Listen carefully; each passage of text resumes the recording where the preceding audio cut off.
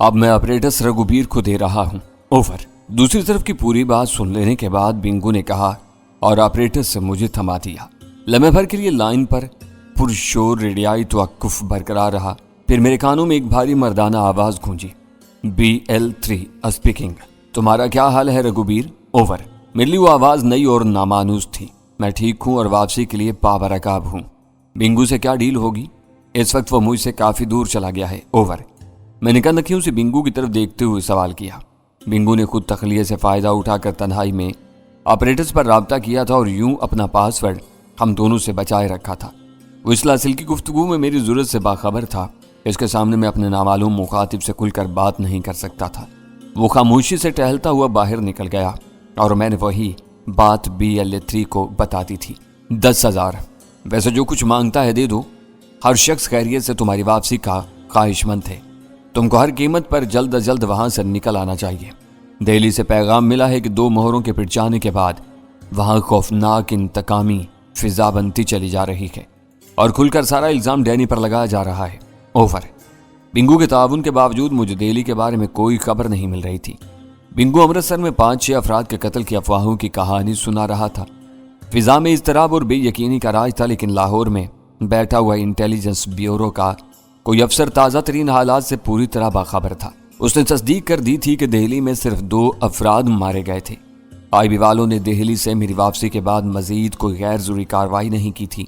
ये बात आबिद अली मुझे कई बार बता चुका था कि भारत में वो लोग गैर जरूरी मार का आराई और हेजान खेजी से गुरेज करते हुए अपनी पूरी तवज्जो अपने महदूद मकासद के हसूल पर मरकूज रखते थे। बेमकसद खून रेजी उनके फराइज में कभी भी शामिल नहीं रही थी।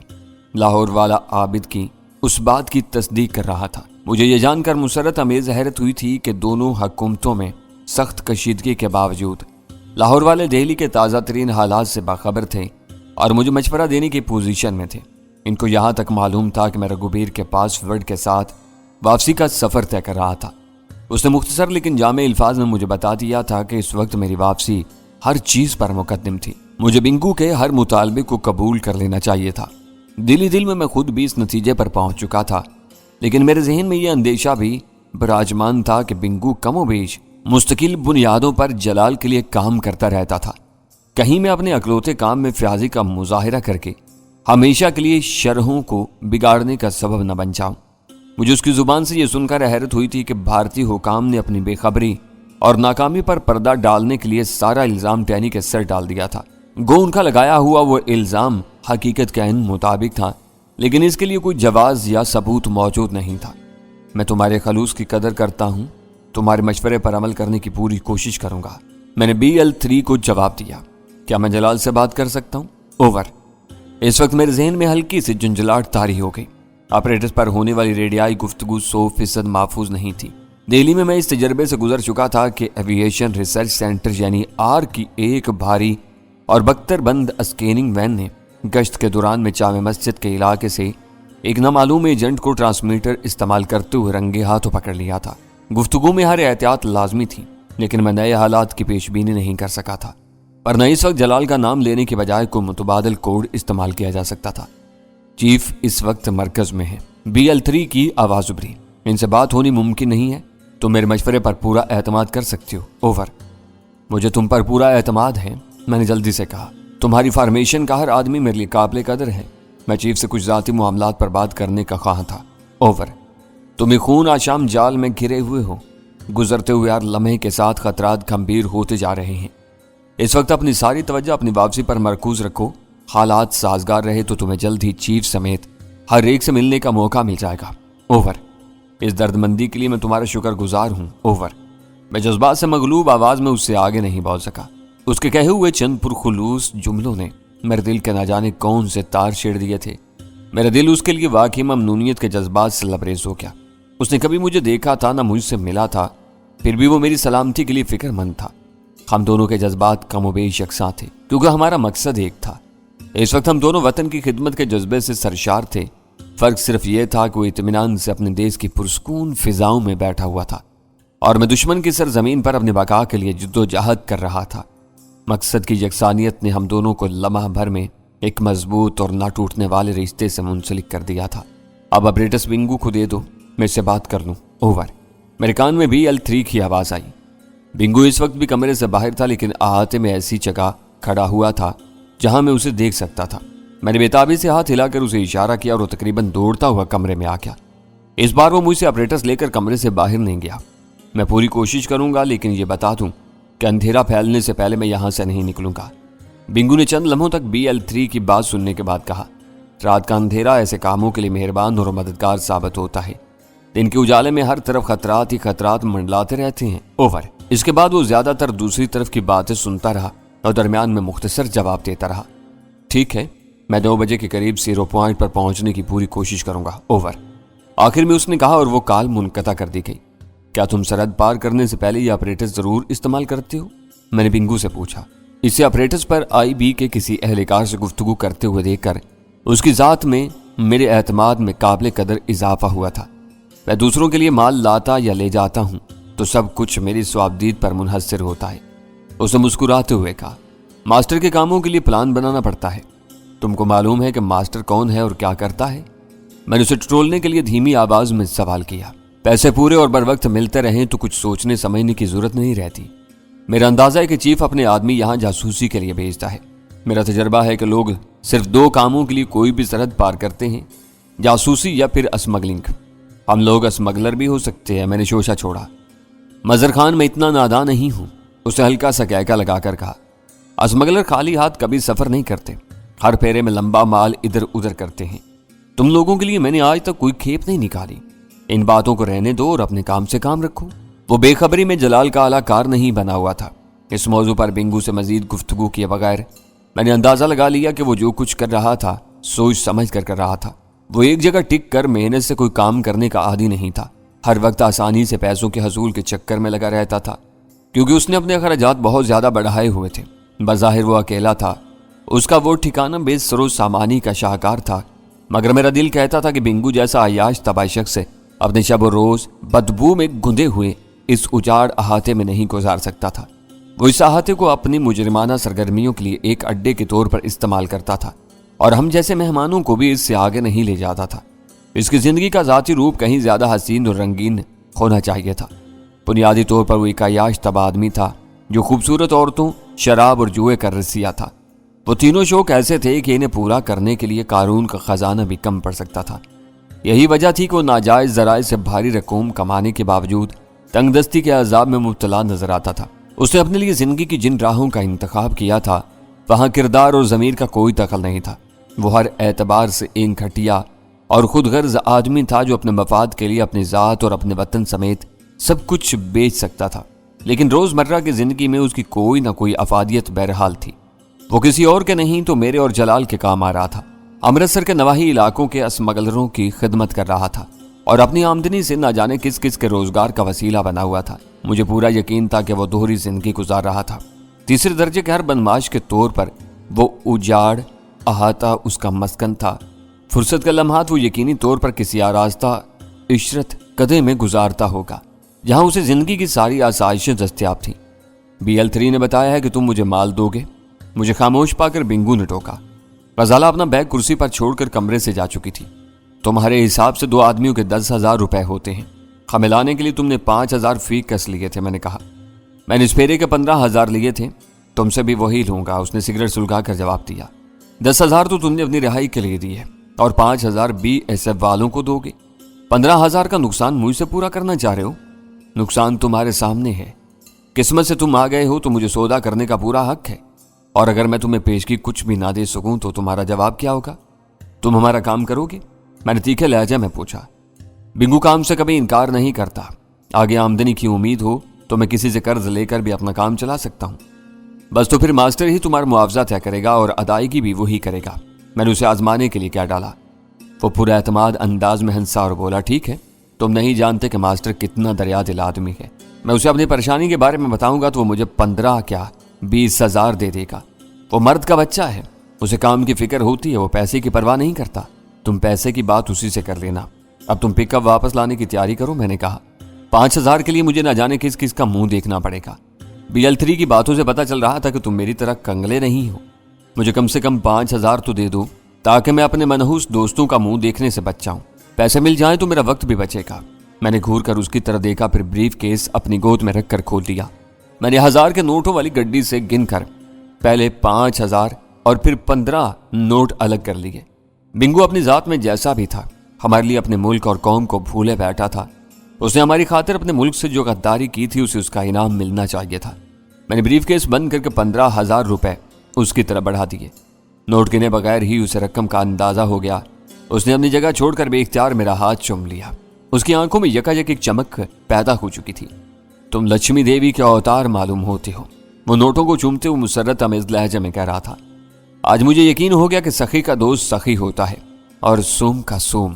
تمہارے وقت پر میرے کام آئے ہو، میں تمہارا یہ احسان زندگی بھر نہیں بھولوں گا۔ میری دعا ہے کہ تم سدا کامیاب اور کامران رہو۔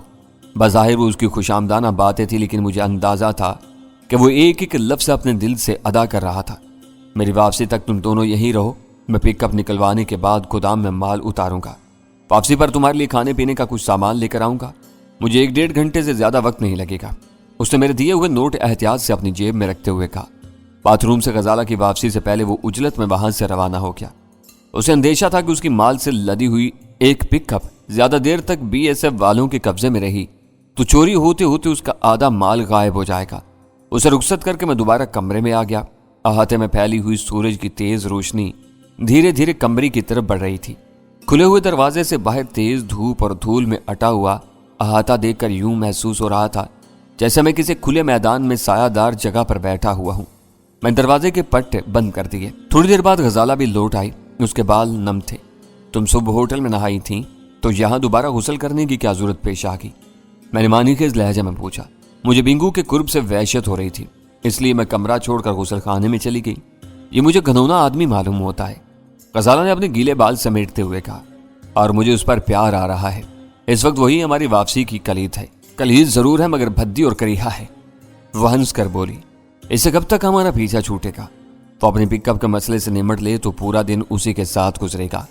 رات بلکہ شام کا اندھیرا پھیلنے سے پہلے ہماری روانگی کرینے مصلحت نہیں ہوگی۔ BL3 بنگو کے بارے میں کیا بتا رہا تھا؟ غزالہ اپنے بال سمیٹ کر بستر پر میرے قریب بیٹھ گئی۔ IB والے اس پر آنکھیں بند کر کے بھروسہ کرتے ہیں۔ انہیں اس کی وفاداری پر ذرا بھی شبہ ہوتا تو اسے آپریٹس نہ لیا جاتا۔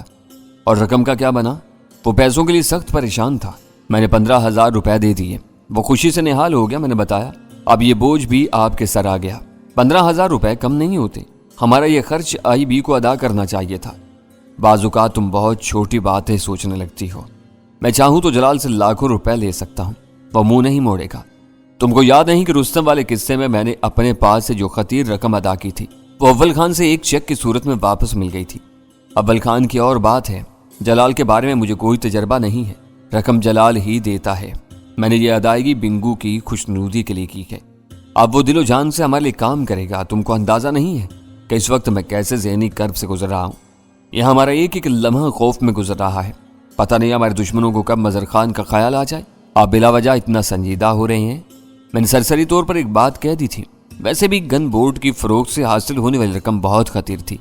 شاہانہ خرچوں کے باوجود اس میں کوئی نمایاں کمی نہیں ہوئی ہے۔ شاید وہی میری زندگی کا یادگار موڑ تھا۔ وسائل کے بغیر کوئی کچھ نہیں کر سکتا۔ کمانے کی فکر نہ ہو تو ہر شخص بہت بڑے کارنامے سر انجام دے سکتا ہے۔ ہر شخص والی بات بالکل غلط ہے۔ اس نے مسکرا کر اعتراض کیا، دنیا میں لاکھوں کروڑ پتی ہیں، لیکن وہ دن رات ارب پتی بننے کے چکر میں لگے ہوئے ہیں۔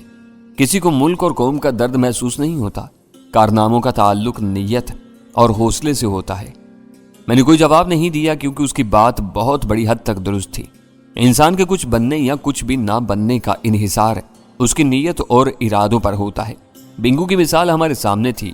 وہ منصوبہ بندی، سازشوں اور جوڑ توڑ میں مہارت رکھتا تھا۔ محض اپنے ان خواص کی بنا پر وہ ایک کامیاب ترین سیکرٹ ایجنٹ بن سکتا تھا، لیکن اس کی وہ سوچ ہی نہیں تھی۔ وہ سہل پسند اور کاہل آدمی تھا۔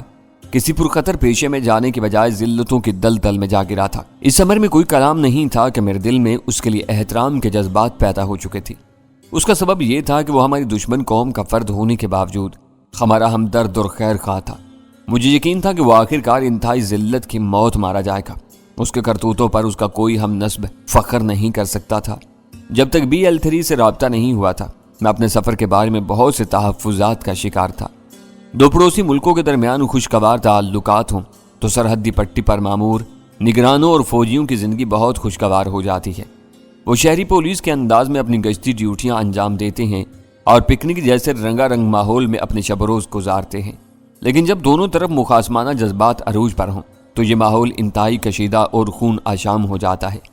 पाकिस्तान और भारत के दरमियान ऐसी सरहदी तलखियां शायद कभी भी कम नहीं हो सकी थी। दोनों सरहदों के मुहाफिज दिन रात हालत जंग में रहने के आदी थे और पत्ता खड़कते ही शायद भड़क कर फायरिंग शुरू कर देते थे। हमें अमृतसर से लाहौर पहुंचने के लिए पहले भारत और फिर पाकिस्तान के खतरनाक फौजी इलाकों से गुजरना था। अगर बिंगू से अंदाजे की कोई संगीन गलती ना होती तो वह हमें आसानी के साथ भारतीय फौजियों से बचा ले जाता। वो इन्हें जुल्म देने के तरीकों से वाकिफ था और इनसे लेन देन करने के गुर भी अच्छी तरह जानता था। पाकिस्तानी इलाके में इसकी ये बर्तरी खत्म हो जाती क्योंकि वो इसके लिए अजनबी मुल्क था। अगर वो किसी पेशगी बंदोबस्त के बगैर पाकिस्तान की सरहद अबूर करने की कोशिश करता तो कहीं भी पाकिस्तानी फौजियों के नरगे में आ सकता था। वो इसे ललकारते और फरार होने की कोशिश करता जिसका नतीजा बारूदी आग के बरसात की सूरत में बरामद हो सकता था। मेरे लिए यह तसव्वुर सुहाने रूह था कि दुश्मन की सरहद पार करने के बाद हम अपनी जमीन पर अपने ही रखवालों की गोलियों का निशाना न बन जाएं। BL3 से बिंगू की तफसीली बात होने के बाद मुझे ये इत्मीनान हो चुका था कि पाकिस्तान के एक जिम्मेदार अफसर को हमारे प्रोग्राम का इल्म हो चुका था। उसकी मुतवक्का पेशबंदियों की वजह से हादसाती तौर पर हमारे मारे जाने के अंदुनाक इम्कानात खत्म हो गए थे। जब से बिंगू ने दिल्ली में 5-6 अफसरों के कत्ल की अफवाह सुनाई है मुझे आबिद और उसके साथियों की तरफ से तशवीश हो रही है। गजाला ने कमरे में छाया वो सकूत तोड़ा। बाज़-औक़ात ज़रूरत से ज्यादा पुरजोश होना मोहलक साबित होता है। मैं धीरे से हंस पड़ा और चौंक कर बोला, मैं इस बारे में तुमसे बात करना भूल ही गया था। BL3 ने तस्दीक की है कि दिल्ली में सिर्फ 2 आदमी मारे गए हैं। वो अनिल और नरेश ही हो सकते हैं। गजाला का चेहरा खिल उठा। मैं इस वक्त इसी नुक्ते पर सोचे जा रही थी। ज़हन में एक ख्याल ये भी आ रहा था कि कहीं बेहोश किए जाने वालों में से 3-4 डोज की ज्यादती की वजह से न चल बसे हों। ये बात आपने बिंगू को भी नहीं बताई। इसके लिए 2 या 6 के मरने से कोई फर्क नहीं पड़ता, मैंने कहा। वैसे भी वो बाहर का आदमी है, उसे यह बताने की जरूरत नहीं थी कि जलाल और उसके साथी दिल्ली के मामलात में इतनी गहरी दिलचस्पी लेते हैं। तुम ऑपरेटर्स पर होने वाली 2 तरफा बातें सुन रही थी। हैरत है कि तुमने दिल्ली में 2 मोहरों के पिटने की बात नहीं सुनी। उस वक्त मेरी तवज्जो बिंगू पर मरकूज थी जो ऑपरेटर साहब के हवाले करते ही सर झुकाकर कमरे से बाहर निकल गया था। मुझे तवक्का नहीं थी कि वो इतनी समझदारी से काम लेगा। बिंगू से मुलाकात और फिर BL3 से बात होने के बाद हमारे जहनों में वापसी का एक वाज़ेह नक्शा तरतीब पा चुका था। हम दोनों बिंगू की वापसी के इंतजार में इधर उधर की बातें करते रहे। इस वक्त तक बाहर से कोई भी मुखल नहीं हुआ था। यूं महसूस हो रहा था जैसे बिंगू आस पास रहने वालों से कोई मेल झोल नहीं रखता था। वो अपने वादे के मुताबिक 1.25 घंटे में लौट आया। अहाते में उसकी गाड़ी के इंजन की आवाज़ सुनकर मैंने कमरे का दरवाज़ा खोल दिया। मुझे ये देखकर हैरत हुई कि वो पिकअप के बजाय उसी गाड़ी से वापस आया था जिसमें हमें इस अड्डे तक लाया था। वो अपने हाथ में कई अखबार लिए गाड़ी से बरामद हुआ और हाथ लहराता हुआ हमारी तरफ चलाया। उसके दूसरे हाथ में वजनी शॉपिंग बैग था। दिल्ली में सिर्फ 2 अफसर मारे गए हैं। उसने अखबार मेरी तरफ बढ़ाते हुए उस अंदाज में ऐलान किया जैसे 6 की बजाय महज 2 अफराद के कत्ल की खबर से उसे मायूसी हुई हो। मैं तुम्हारे लिए शाम के अंग्रेजी अखबार ले आया हूँ।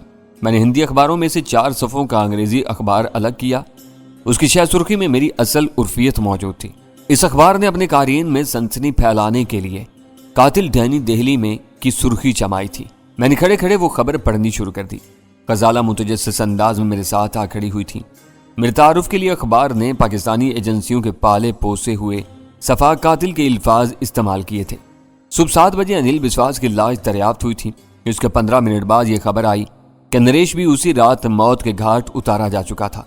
भारतीय सर्जनों ने मेरी तवक्का से कहीं ज्यादा तेजी दिखाई थी और दोनों लाशें दरियाफ्त होने के 1 घंटे में यह नतीजा अखज़ कर लिया था कि नरेश कुमार की मौत लेजर शुआओं के जरिए उसके दिल में होने वाले सुराख की वजह से हुई थी। खबर में बीम गन के लिए लेजर गन की इस्तेलाह इस्तेमाल की गई थी। राह के जिम्मेदार अफसरों का कहना था कि वो जदीद तरीन और मोहलक हथियार डैनी की खास पहचान बना हुआ था। नरेश के कत्ल में लेजर गन का इस्तेमाल इस बात का वाज़ेह सबूत था कि खतरनाक पाकिस्तानी दहशतगर्दों के भारत में घुस आने की खबरें दुरुस्त थीं। डैनी अपने गिरोह के साथ दिल्ली में मौजूद था और खामोशी से राह के मफादात को नाकाबिले तलाफी नुकसान पहुंचाने में मसरूफ था। खबर में दिल्ली की इंतजामिया को मुलामत की गई थी कि होटलों की कड़ी छानबीन और पाकिस्तानियों की जांच पड़ताल के बावजूद वो डैनी जैसे मुजरिम का सुराग लगाने में बुरी तरह नाकाम रही थी और दिल्ली में मरकजी हुकूमत की नाक के नीचे दहशतगर्दी के वाकयात का सिलसिला शुरू हो गया था। अखबारी नुमाइंदे के मुताबिक ये नतीजा भी अखज़ कर लिया गया था کہ اگر نریش کو مارنے کے لیے لیزر شعائیں استعمال نہ کی گئی ہوتی تو دہلی میں کسی کو علم نہ ہوتا کہ ڈینی اپنے مخصوص اہداف لے کر دہلی پہنچا ہوا ہے۔